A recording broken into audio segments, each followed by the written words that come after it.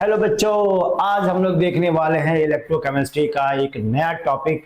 जो आज हम डिस्कशन करने वाले हैं कि कौन कौन से ऐसे फैक्टर हैं जो इलेक्ट्रोलिटिक कंडक्टिविटी को अफेक्ट करते हैं। और साथ में ये देखने वाले हैं कि अगर हमने सॉल्यूशन में वाटर को ऐड कर दिया, मतलब डाइल्यूट कर दिया, तो हमारा कंडक्टिविटी में क्या क्या चेंजेस हो सकती हैं।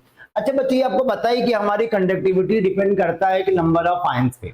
जितने नंबर ऑफ आयंस मूव करेंगे उस सॉल्यूशन की कंडक्टिविटी क्या होती है बच्चों, इंक्रीज कर जाती है। तो अगर मान लो हमने कोई भी इलेक्ट्रोलाइट लिया तो जाहिर सी बात है कि इसमें कैटायन और एनायन का तो फॉर्मेशन होगा। बिना इलेक्ट्रोलाइट कैटायन एनायन का मिलकर नहीं बन सकते। तो अगर देखें कि अगर इनके बीच में आयनिक इंटरेक्शन ज्यादा है, अगर इसकी इलेक्ट्रोलाइट में कैटायन एनायन का इंटरेक्शन ज्यादा है, तो जाहिर सी बात है कि इनकी जो आयनिक मोबिलिटी की वैल्यू होगी वो घट जाएगी।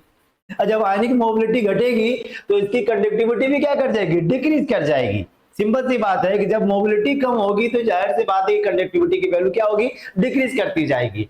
वैसे ही अगर सेकंड फैक्टर की बात करें तो अगर हमारे किसी सॉल्वेंट का डाइलेक्ट्रिक कांस्टेंट की वैल्यू जितनी ज्यादा होगी वो इलेक्ट्रोलाइट को उतना वो सेपरेट करेगा, और जितना सेपरेशन होगा उसकी आयोनाइजेशन की वैल्यू भी क्या होगी, इंक्रीज करेगा। और आयोनाइजेशन की वैल्यू के बढ़ने से नंबर ऑफ आयंस की वैल्यू क्या हो जाएगी, इंक्रीज कर जाएगी। तो जाहिर सी बात है बच्चों कि कंडक्टिविटी भी क्या हो जाएगा, इंक्रीज कर जाएगा। अगर मैं बात करूं विस्कोसिटी एंड हाइड्रेशन, अगर विस्कोसिटी और हाइड्रेशन की वैल्यू जैसे बढ़ेगी तो उस आयन की जो मोबिलिटी है सॉल्यूशन के रिस्पेक्ट में वो क्या हो जाएगा, घट जाएगा, डिक्रीज कर जाएगा। और जैसे मोबिलिटी डिक्रीज करेगी तो जाहिर सी बात है कि कंडक्टिविटी की वैल्यू डिक्रीज करेगी।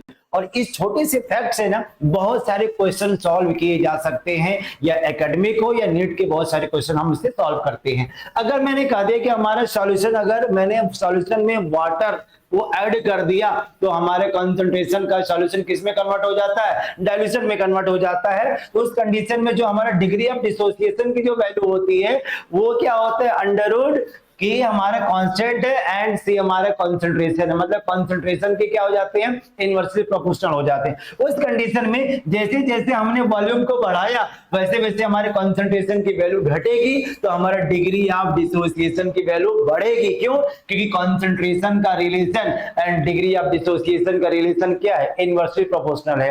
अब कभी कभी ये भी एग्जाम में पूछा जाता है कि अगर मैंने वॉल्यूम को बढ़ा दिया तो उसकी मोलरिटी घटेगी। क्यों? क्योंकि मोलरिटी का फार्मूला क्या होता है बच्चों, मोल अपॉन वॉल्यूम। जैसे जैसे हमारा मोलरिटी बढ़ेगी तो वैसे वैसे वॉल्यूम भी घटेगा। तो उस कंडीशन में हमारा मोलर कंडक्टिविटी की वैल्यू क्या होती है, इंक्रीज करती है। क्यों? क्योंकि मोलर कंडक्टिविटी का फार्मूला क्या होता है, कप्पा इंटू 1000 अपॉन मोलरिटी। जब मोलरिटी घटेगी तो मोलर कंडक्टिविटी की वैल्यू क्या होगी, इंक्रीज करेगी। लास्ट में अगर मैं बात करूं स्पेसिफिक कंडक्टिविटी जिसको लोग कप्पा बोलते हैं, तो कप्पा की वैल्यू वॉल्यूम के बढ़ाने से या डाइल्यूशन को बढ़ाने से वैल्यू घटती है। क्यों घटती है? क्योंकि जो number of ions per unit volume की वैल्यू क्या करती है, डिक्रीज करती है, इसलिए कप्पा की वैल्यू यहां पर डिक्रीज करता है। बाकी मोलर कंडक्टिविटी हो या इक्विवेलेंट कंडक्टिविटी हो, ऑन डाइल्यूशन पर वैल्यू क्या होती है, इंक्रीज करती है। Thank you.